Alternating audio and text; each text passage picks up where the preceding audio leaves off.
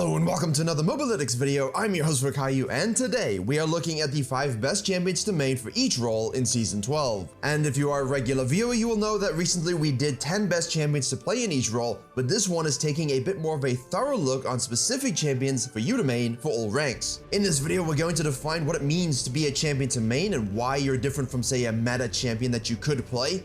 And I'm going to cover all sorts of different playstyles and reasons why certain champions are worth maining, and we should give you some variety in playstyles, classes, as well as keep these points consistent. So as always, if you do enjoy these Mobalytics videos, please consider leaving a like and of course subscribing. And now without hesitation, the definition. So what defines a champion that is worth maining versus a champion that might be the best in any given moment, like a meta champion? And that right there is the first reason, to be meta resistant. You want a champion to main throughout the season, you want to be able to adapt and be malleable to whatever changes might come forth, and that also means you're less susceptible to being directly nerfed or, directly buffed. Sometimes you might get one either way, but usually your champion is just left untouched, which is what we want. But in terms of general meta, when you have regular nerfs and buffs to the game systems, to itemizations, these champions are still playable and impactful. Now obviously it's impossible basically to predict and identify what champions will be perfectly untouched and perfectly suited to every meta throughout a season, but usually you can tell which champions are pretty safe and unlikely to get completely reworked or gutted, or as the OGs will remember, to get Olafed.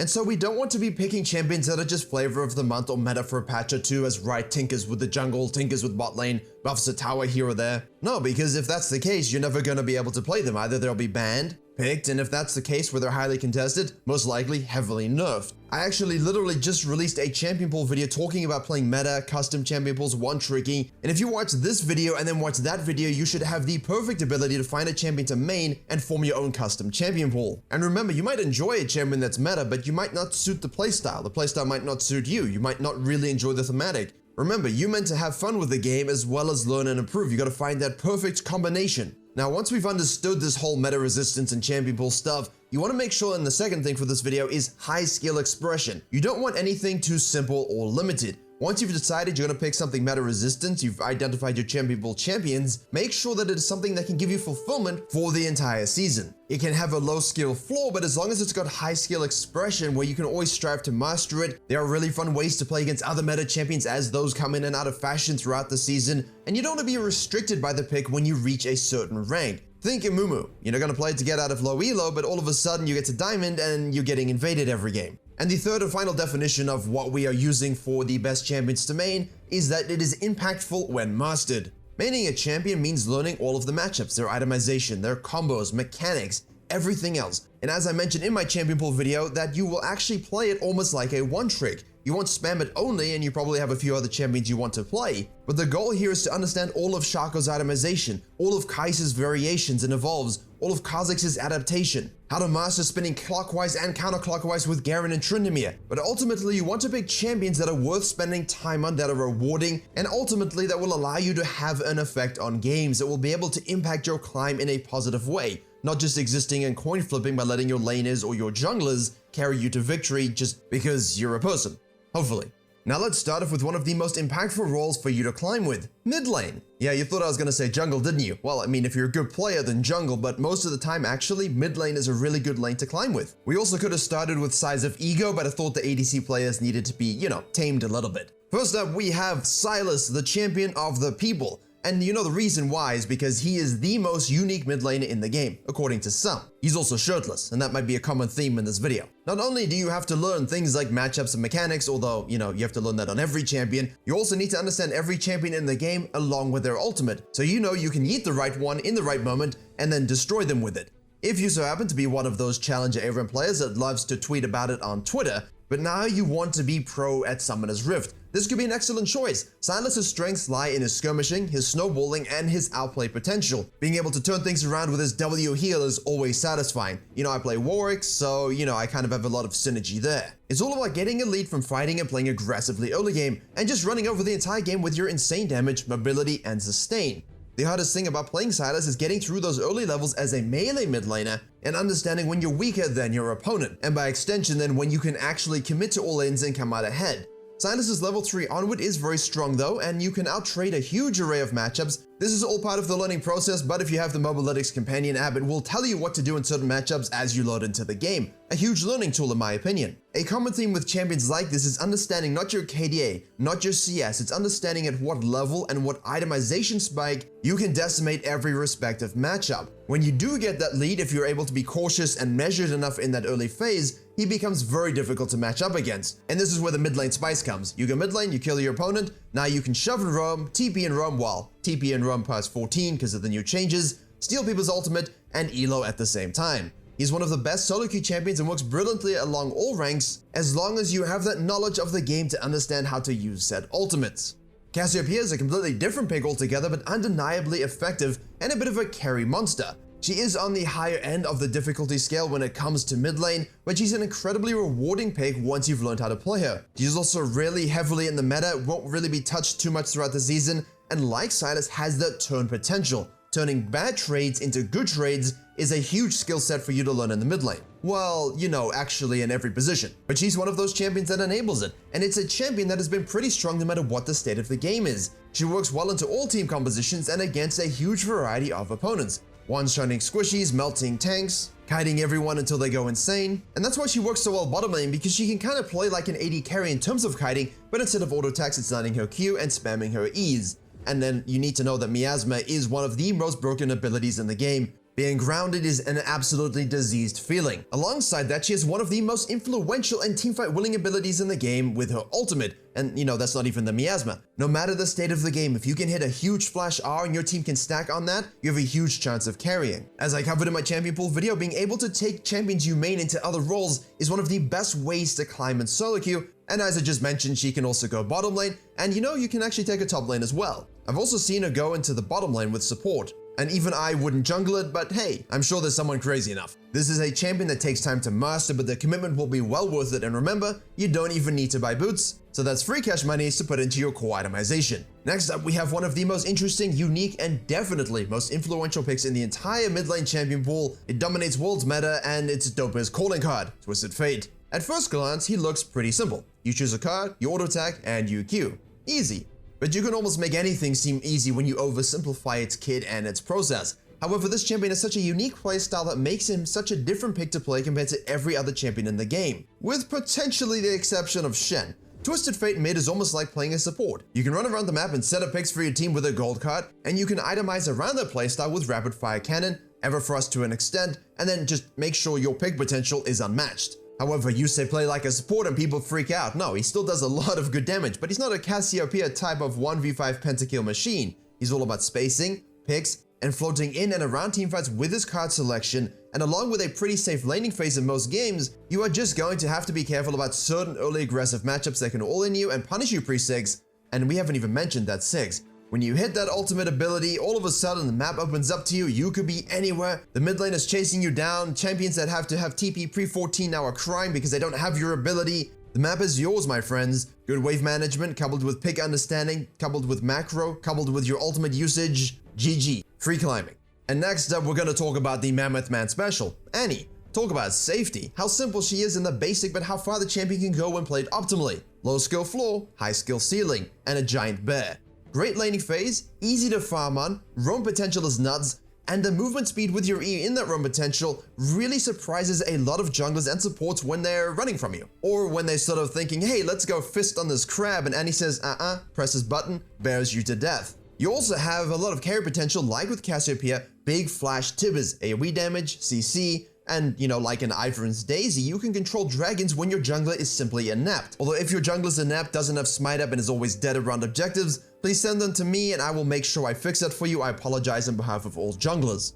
Now, flexible itemization is something we mentioned at the beginning and we haven't really touched on just yet, but Annie does have that as well. Having a diverse champion with a low skill floor, high skill ceiling, and a lot of mythic choices is one of the most rewarding things about finding a good champion to main. So you're basically safe with whatever AP meta comes along. She will rarely draw picks and bans, very unlikely to receive nerfs because she's one of those accessible champions that Riot wants you to learn how to play with, which is also a very difficult champion to beat in the right hands. If laning is something you struggle with, CSing is something you struggle with, stuns are something you desire. While Annie is great at helping you in that regard, like Twisted Fate, good macro and roams, and teamfighting like Cassiopeia, almost a little bit combined, can transform a tiny elephant into a mammoth. Finally, we have to do LeBlanc. I remember a time when LeBlanc was considered peak mechanical proficiency and one of the most difficult mid laners. Nowadays, I really don't think that's the case, but her skill ceiling is still very high. Her chains for a gank early are supremely reliable. I mean, if you're a jungler and you have a LeBlanc, get into that mid lane, please. Get her fed. She offers a ton of different versatility in her combos with that ultimate. And now here's the big thing. You're an assassin, and even when LeBlanc's in a bad state, in high elo, in a high elo meta, in a pro meta, if you're in solo queue but you know how to navigate those weak matchups, you know how to navigate the bad metas, you know that you can use your crazy mobility, which means you're very hard to gank, and if you have good eyes, good wards, you shouldn't die a lot. You can always be there for crab fights. You can always roam to the bottom lane for free double kills on towers. And in events where your team wipe and now you're being chased down by the enemy team, waste their time. They should be doing an objective, but just dance around, use a mobility, dash here and there, fake them out with clones, and maybe even turn a kill in your favor. Because of her safety and her pick potential, she's actually always quite relevant in pro meta over time. Obviously, there's micro metas where you just won't see her, but the pick potential, the deleting of high priority targets in a game where you're sort of trying to wait for that fight, but you don't really want to take it because the ADC's fed. We've all seen Fakers LeBlanc go over walls and just absolutely assassinate key targets, and then they can win a 5v4. And that's always the goal with LeBlanc. You have to become a hunter. And because of this ability to snowball, roam, gank, and having early game synergy with aggressive junglers, for those reasons I mentioned at the beginning, she is one of the best champions to actually carry from the mid lane no matter what, because in a bad matchup, who cares? Right, next up, my favorite role, and obviously the one I make content on, jungle. Yeah, Viego, we can start with that, don't worry, calm down. Alongside the champions I perfectly main and know, like Volibear, Warwick, and of course Rek'Sai, I have coached more Viego than all of them, from Silver all the way up until D1 and Master. Which means, ladies and gentlemen, that this champion is good to main for all ranks, for all time, in all metas. Any champion that has snowball resets from a certain itemization spike, or basically any sort of lead, is always good in any meta, because as soon as a game devolves into ARAMing, fighting, picking, fisting, that's when you thrive. However, if you need to be in a full clear meta, 5-6 campers, you can do that, and he did. If you need to be in a 3-camp meta where you need to gank early and invade, he does that as well. And for a jungler to be meta agnostic, that's truly what that means. Having that clear diversity is what really determines whether or not you can shift from meta to meta and match up against certain other junglers.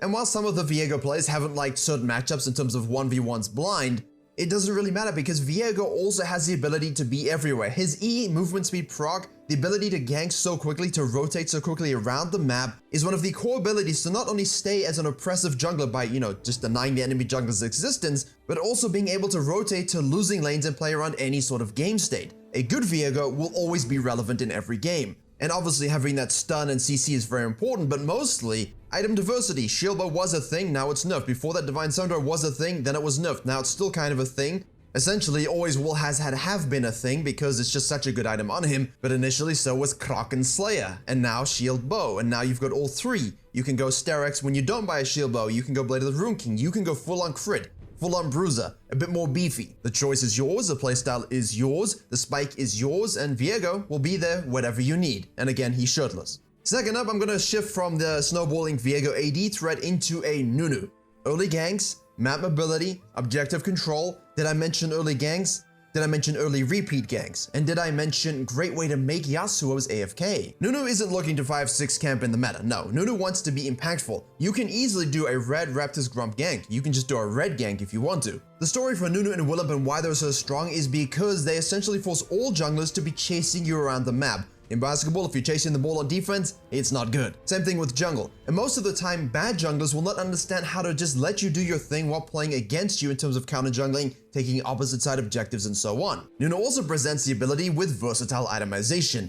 Tank, AP, utility. Do you need to peel the ADC because they're giga-fed? Cool. Is your ADC a useless piece of salmon? Great, just go full AP and assassinate their ADC. Nunu and Willump are always consistent, rarely nerfed, benefit directly from tank itemization buffs every single time it happens. You match up very well to many junglers, and you are always useful. You just exist in your own universe, and it's why they're the best jungler tank to main. Next up, we have Lee Sin. Obviously, he has to be here because despite the fact that his win rate is bad for the general population, in high elo you're always going to see him. And I feel like with items like Eclipse, Gorge Drinker, and Conqueror as a rune, he will always be relevant. Now, you do have high pick potential, you do have an AoE CC, you do have one of the most disgusting disengage abilities in the game with that kick, but that's also your pick potential assassination tool, and obviously an engage tool. Any jungle root meta, he can do it. Super high skill ceiling. Any ganks and skirmishes that are happening early, he wants them, he's gonna take them. And it's another pick who has just been played for so many years at such a high level that everyone knows every matchup at this point, everyone knows exactly what he's going to do, and yet he still finds a way to be successful. And that attests to his ability to be meta agnostic and malleable. Whatever you need, Lee Sin will provide, unless it's vision. Next up, we have Fiddlesticks. People always say, why do you think Fiddlesticks is hard? Why do you suggest Fiddlesticks is a great champion to main? Because like Nunu, rarely will be nerfed, rarely will be played enough to be banned, and always is so damn unique that Noob Master 69 isn't gonna know what the hell Fiddlesticks does until they've died 13 times. And everyone always underestimates the suck. When he says over a wall, hippity hoppity, your soul is now my property, and then he begins the sucky suck of your essence, and he gets a full channel off and props that heal up, oh boy, he turns so many fights that way. The champion is always underestimated, and that's really a great thing to have in terms of a champion to main. Now obviously, you can stitch multiple camps together, you're a fast full clearer, you can power farm until 6, I don't recommend it, I do think look for opportunistic counter gangs, any sort of action early. Effigies not only grind a huge amount of vision throughout the game, so you can have one of the best vision scores as a jungler, but they also take away isolation damage from Kha'Zix, and that's just funny. Not only do you have single target, you also have AoE CC, that fear into your ultimate. And remember dear viewers, if a game feels doomed, if a game feels lost,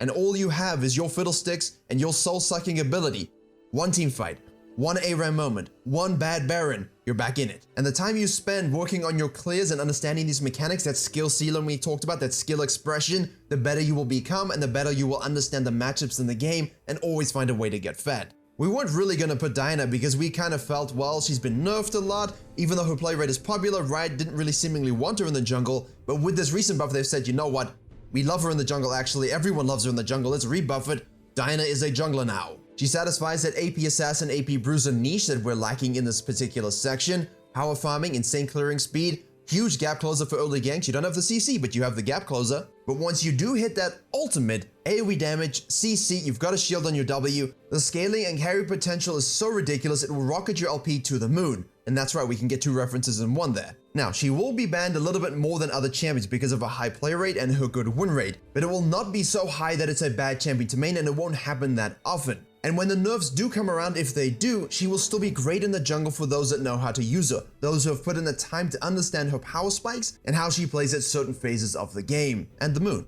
Okay, this is shaping up to be a long video and we're putting in a lot of listening skills and hard work and for me vocal cords, so let's go to an island for a getaway. Top lane. You thought we weren't going to talk about Camille? We have to. She has been dominating top lane for so long and never really gets nerfed to the point that she doesn't exist. It's quite funny. She's OP and then they nerf her just a little bit and now she's just strong. The downside is here, with this champion, you will actually get banned a decent amount more than a lot of other champions in this list. But anyone who wants, a high skill ceiling champion that allows you to really hard carry games, that's good to maintain no matter what the meta, Camille is basically the raw definition.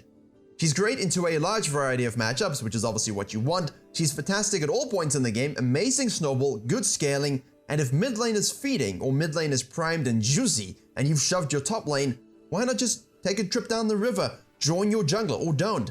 Hook shot into the mid lane, ult their mid laner, spam a Mastery 4 emote, and now you can go back top lane with even more itemization. Highly mobile and provides setup CC for junglers ganks, which, as a jungler I do like. Basically, you ping you're on your way to a Camille. You really hope she hits that E-hook shot, and when she does, and you're say a jungler with CC, as soon as they flash and move out of her stun, you can now use yours. She also has the locked-in ultimate. It's a free gank to snowball, it's a free gank to play around, and she is one of the best top laners to main for all time. But let's not forget let's not forget Shen. Sometimes I confuse them because it's basically the same person. Shen's global ultimate presence is what makes him so giga turbo super strong in the nerf teleport meta. This champion will allow you to carry so many games when you understand macro, win condition, and laning phase, manipulating the minions and the wave accordingly. There's nothing better than basically using your bottom lane and going top lane again without having to burn your TP. If you do have to, you can, but the point is your macro and global pressure is so obscene throughout the game that top laners just absolutely hate playing against it. His Q is such a huge skill expression part of the kit as well. Unfortunately, that's what they're nerfing at the moment.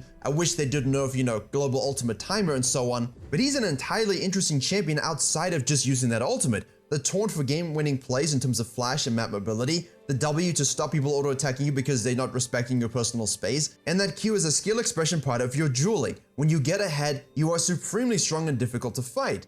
That taunt is in fact a skill shot. You set up ganks so easily. You can do and be whatever your team needs you to in order to win the game. Because of these things, and obviously he's a Chad-looking ninja guy, he's meta-agnostic, he has a skill ceiling that's very high, and obviously you can main him because he won't be banned. Simply lovely. Next up, we have to go Pirate because of his skill ceiling. It's obscene. It's so high. It's ridiculous. And when he always gets buffed when he doesn't need it, he becomes OP, and no one realizes it, which means it's not even being banned, so you can enjoy free LP. Fun to learn, fun to play, scales exceptionally too well actually. And when we say 1v9, if there was a definition of 1v9ing late game, Gangplank would be the picture. That global ultimate like Shen can contribute across the map throughout games and pick you up some cheeky assists and hopefully kills. Maybe even a Baron steal. Because he has that built-in cleanse, and that's why we always say have orange juice for breakfast, he can be very tough to gank when Gangplanks know how to hold that and play it accordingly. While he's unlikely to truly be banned, you're going to need to put in a lot of time to really master this champion, so it will not reward you initially, but once you understand all the matchups and you understand those itemization spikes and how to shift it around based upon what gets buffed and nerfed, when you also understand how to keep your range, how to use your Q appropriately, you should have no issue taking over many games. It's a long-term investment. Speaking of long-term investments, how can we not put Kayle? Now obviously some people will disagree with this because playing Kayle in top lane and trying to climb with it can really feel like you're climbing Mount Everest on a bicycle going backwards. However, if Kayn becomes 1.5 champions when he transforms into Rust and Shadow Assassin,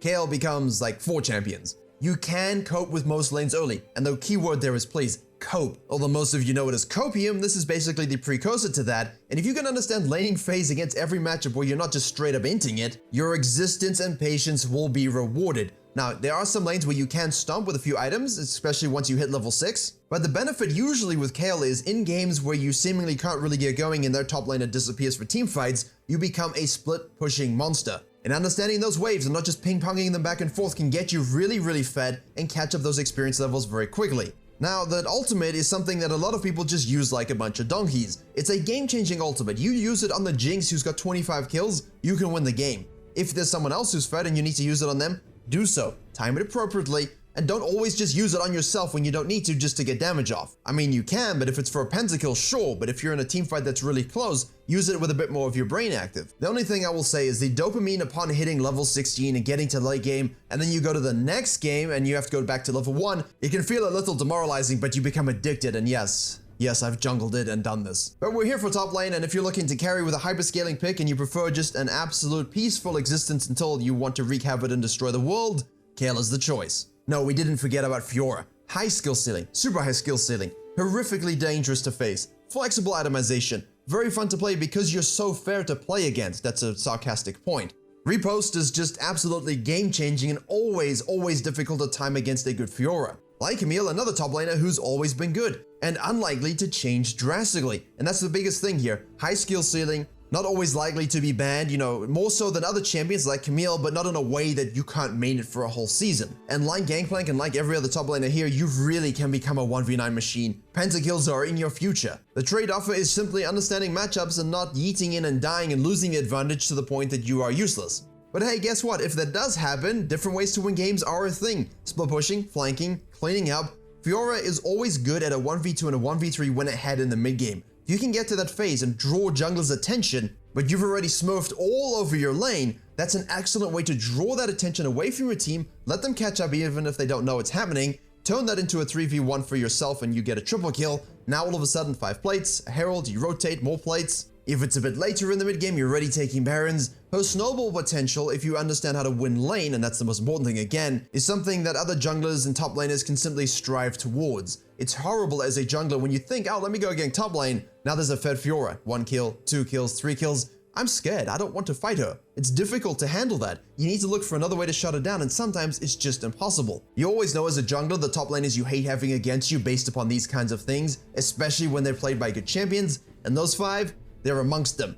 Okay, my ADC homies, we've waited long enough, let's jump into this. First up, Draven. We're always gonna start with Draven. Draven, and no, not the skin. Snowballing monster due to his passive. Excellent at early trades, excellent at lane bullying. If you simply hate the whole ADC way to be useless, doesn't matter. Into the lane, play to win. You're seeing all the tweets about ADC mains every year complaining about supports and crying in tears and sweat as they go to sleep at night, or try to. You're Draven, why would you do that? You're alpha. Your support sucks, doesn't matter. You have more than enough damage to 1v2 if you need to. And if you're catching your axes and you're dishing out this absolutely sweet damage, How are they going to shut you down? The raw damage output and turn potential, as well as the fact that he can actually CC disengage gangs, is absolutely nutty. And yes, I'm saying that because the Draven skin makes him look like the Nutcracker. The global ultimate that was already good, that got buffed last year to give him a bit more zing in teamfights, can contribute across the map as well. He is really nerfed because he's only very good on skilled players. Again, high skill ceiling, something rewarding, not likely to be banned, allows you to skill express all over the enemy ADCs. If you can add tracking the jungler to your skill set as a Draven who wants to lane bully, and please do this as a jungler, as someone to play support as well. I don't really care if you're a fat Draven. If I'm already 5-0 and you're perma pushing, I'm gonna abuse it.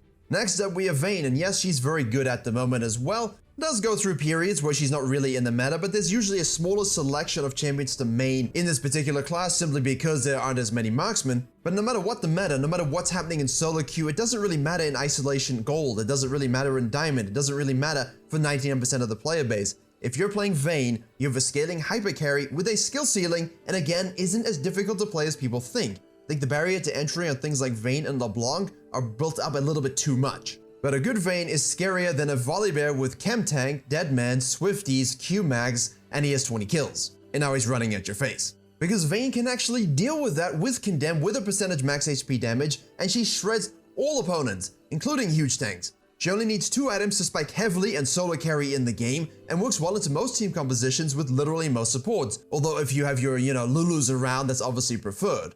It's not Season 2, so don't go freezing the wave bottom lane and letting your team try to do stuff. Try and get your lead as best you can in the most elegant way possible when you're a little weaker early, and once you hit that spike in a good dragon fight, in a good mid lane rotation, now you pop off. Reposition with your ultimate, use that excellent auto spacing that Doublelift coined a few years ago. Carry your games, it's all in your hands really. Literally, your mechanics, your hands. Now we need to talk about Jhin, other than his addiction to the 4x table. He's one of those champions that you might think, Jhin, this is fine, I can handle that. And then the dude's got super long range, can't get to him because he's just running away from you, and that 4th shot is just one-shotting a dragon higher than your smite. His unique playstyle due to the ammo system offers something very interesting to play around. His burst is somewhat insane and surprising with that Q4th and ultimate. There's nothing more sexy than a closing curtain call to end a fight in your favor triple quadra penta. There's nothing more sexy than simply opening with it to outpoke people, and even though it's boring, it gets you a dragon soul. Maybe it's a Chemtech soul and you can just say haha. Well, you're Jhin, so you will probably just bow. Works into almost every team composition, which is what we want as part of this video, and most lane combinations because of his range. And you think you'd need a zillion for an ADC to run fast? He doesn't, but when he has a zillion, oh boy. There is simply a lot of Jhin one-tricks and higher elo performing very well for multiple seasons, showing the champion's longevity. That's the key here, and that's something also very interesting from the jungle position. There are other champions that I've followed for certain players to get footage and to study and to speak to. While Hecarim is a good champion to main, he does get nerfed a lot, yes? But there is a one-trick playing this Hecarim in Challenger for 5 straight years, no matter what the meta. Jhin mains are very much the same. Now, Akaisa is a little bit of an issue because when she becomes too strong, she is banned, so keep that in mind. But usually, even with a lower win rate and not really being too strong, the flexible itemization from AD, AP, Hypercarry, Hybrid, Zhonya's if you want that against a Zedmeister, and again you probably should, basically means she is simply always playable. Might not be super strong, but if you understand laning matchups and how weak you are early, you know how to navigate range deficiencies, get to those itemization spikes that allow you to dish out the damage that makes everyone freak out. In the current meta, we like that Serrated Dirk, Mana Moon into Nash's Tooth and Crown. You've now got 3 evolves, you can poke, you can engage, do whatever you need to carry games. And yes, everyone knows I played Kai'Sa jungle back in Season 8 when she was released. I love the champion as well. It's just really great to have crazy poke damage, a dive ult, burst with Q, super overloaded kit, you have invisibility on the E to get away from people and reposition, and you're just simply fun to play with that skill ceiling, and the late game potential, underrated and obscene. She's always useful in solo queue. Finally, we're going to put Caitlyn. You could put Jinx, you could put Ashe. I like to talk about them, but sometimes they're just a little bit too weak, and the immobility of them makes it difficult to solo carry. Caitlyn, on the other hand, has a lot of micro mechanics that can pay off with a lot of time investment, and like Draven, you are a lane bully with your range though, rather than your raw relentless auto attack damage. Her fun to learn combos with the EQ traps, the ultimate, and even of course a Gale Force, means that you can spend a lot of time in XFN Saber's stream just simply copying and learning and getting better at this one champion. When you're meta agnostic, and obviously again go through weaker phases in the high elo, but for the 99% absolutely fine, and you can control laning phases in the low diamond and below range, you're simply looking at a position of strength. In a bottom lane, you want to be in the lane of strength as much as you can, and once you snowball with that long range and oppressive nature, Remember, you can use your ult for poke, yes? You don't have to use it at the end always. 5 plates are on the cards, and if the enemy jungler is a potato and not actually dealing with you whatsoever, now you can simply rotate around the map and continually auto-attack towers. It's not always the most fun player style, but it's an easy one to carry with. But when it comes to those mechanical team fights, using your map, using animation cancels with your trap, your mid-game and crazy late-game mean you can take over. And almost always unlikely to be banned over flashier picks that are taking the spotlight, like a Kaiser. Alright, my second position, support, has finally arrived. First up, we're going to talk about Bard. While he is dooting around, picking up the meeps and sacrificing his AD carry, you don't really care much because your creative kit with nutty outplay potential means you are simply focused on having a good time and winning while doing it. Consistent use of good cues, and it's really an awkward spell to face, but a good Bard that hits us reliably at weird angles can change the nature of fights and disengages. Or engages. While it's important to understand how to harass and play bottom lane in order to win that for your bottom lane carry as well as yourself, the roaming potential that you have is almost unparalleled. Much like a Thresh rushing Mobis, you've got the Leonas who roam as well. Bard is one of the originals that was simply designed to do this. The tunnels of beauty and glory simply mean your jungler, if they decide to roam with you and you hold hands through this time warp dimension, equals 3v1 ganks, goon squad in the mid lane and the top lane are the order of the day. Remember, the whole team now has mobility through that tunnel as well. You have protection when healing in the laning phase with E, which I haven't even mentioned yet, and then we haven't even talked about the Gold Glass Zhonya's ultimate. One can change games within the blink of an eye, and I'm saying it like that because you can also doom your team as well, so please, learn how to use it properly. One of the best and most rewarding skill expression supports that you can one-trick and be good and useful in no matter what meta. However, his ban rate in high elo is significantly higher than the general population, so do please keep that in mind. On the nature of supports roaming and impacting the map when their ADC is a fish, or simply because you've won lane because you're a Chad and now you want to extend your lead to the map because you're selfless, then Pyke. A snowballing assassin support with resets that's also uniquely selfish, contrasting with Bard's unique selflessness. If you want, you can farm pentakills on repeat and give cash monies to your team by playing it the right way. Even if he's not strong in the meta and has a lower win rate, you can still carry games if played well, and that's true for the majority of elos. Rarely going to be banned, and if he's buffed too much, he'll be taken out of support anyway, which means you can then take it into those roles and, carry on doing what you do. The crazy damage means that your team is trash. It doesn't matter. If they get them within kill threat execute radius on your ultimate, take it over yourself, just do it yourself. And the more games you play, the better you get, like with most of these champions in this video, and one of the best roam potentials out of any support because of the fact that you are now invisible. And if you get damage, you can run away and heal because you're invisible. Great. Third, we have the Fish Nami. I mentioned Fish ADCs, might as well have a Fish support to go with them. But she is good in every meta due to the overloaded kit, sustain, burst, yes, burst, CC, and disengage. Most of the time, because that ult is used better as a disengage from people. When you ask them to engage with it, it usually whiffs right or left, just never where you want it. So if you happen to be a Nami player and you're maining this champion, you think I like this, please learn how to use your ultimate properly.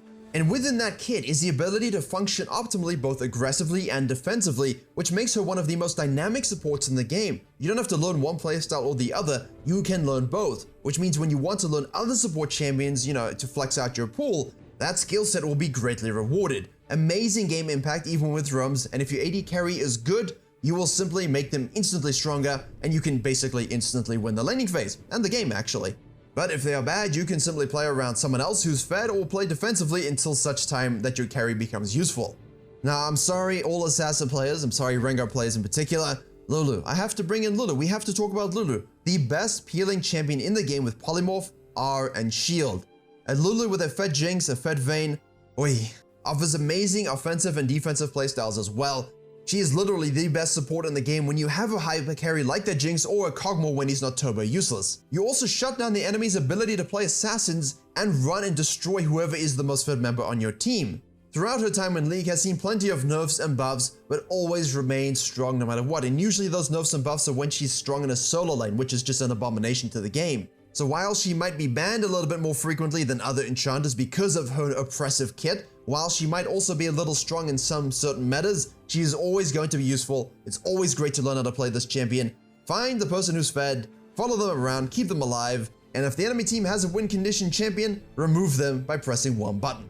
And finally on the support list, yes, Blitzcrank. Blitzcrank is the abomination invader of solo queue. Blitzcrank is the game changer, the one where you only have to hit one hook to win the game.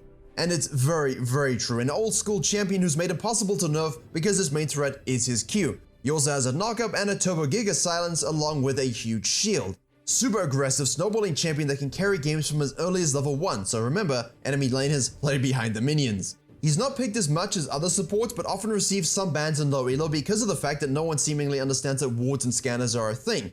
So if you happen to be one of the Blitzcrank mainers or someone who wants to main this champion, focus super heavily on your vision control. Make sure you scan it while you're chilling, make sure you ward over the wall. In low elo, hell, in master tier, people will walk by a wall, hook him, kill him, take the dragon, and carry on. People in low elo don't know how to play against the champion. People in high elo will disrespect it, and again, you only need to hit that one crucial hook. But remember, in laning phase, the threat of the hook is sometimes more important than the actual hook. Understanding that you can simply run towards him and make the threat of the hook come out will force him to reposition safely, leave minion waves, pull away from certain CSs, and you just have the mental game always in your advantage. And it's honestly just hilarious when you hit something that you didn't really hit and then they come towards you. Fantastic roaming carry and pick setter, one of the most fun supports you can actually play if you're looking to spam that role.